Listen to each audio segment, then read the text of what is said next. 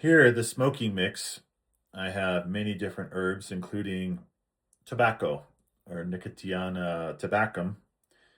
And I use these for ceremonial purposes. So it's putting prayers into this herbal mix, including the Nicotiana tabacum.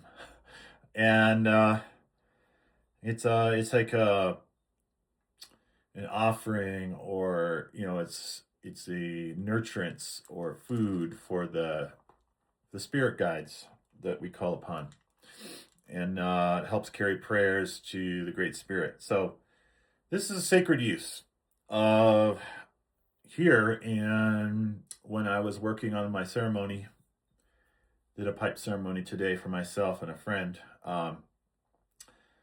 What came to me was, how a lot of us, like queer and radical fairy, and a lot of us gay men, how we treat sexual medicine, um, sex, all the beautiful lovemaking and hot, um, delicious, yummy, exciting, sexuality, all the different expressions of that, whether it's kink, whether it's like intercourse, whether it's role playing, all those different things. So, what came to me is that in these ways, we all know in this modern time that tobacco is very addictive, and it can be used in a way that causes a lot of cancer and health problems in the body.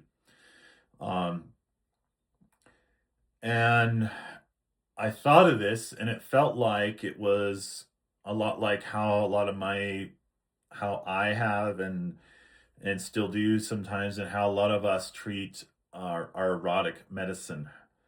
This is a plant medicine of tobacco, and how we treat our erotic medicine with the way we express intimacy and excitement and connection.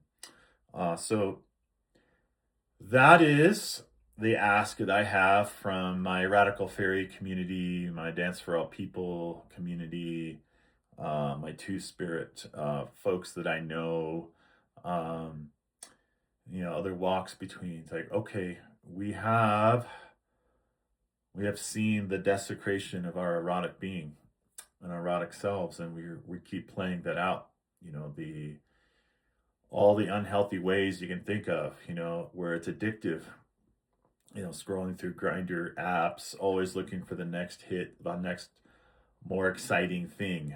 Um, so that is my big ask, and I know we've been uncovering generations and generations of trauma, of shame, feeling like the whole world is against us, and as we come out of that, even though there's parts of the society that are trying to drag us back in these times right now, that we figure out how we treat this sacred medicine of our sexuality and our hearts, our cocks, our whole, our nips, our lips, our sacred vessel, gay fairy walks between vessel in making love with others and ourselves.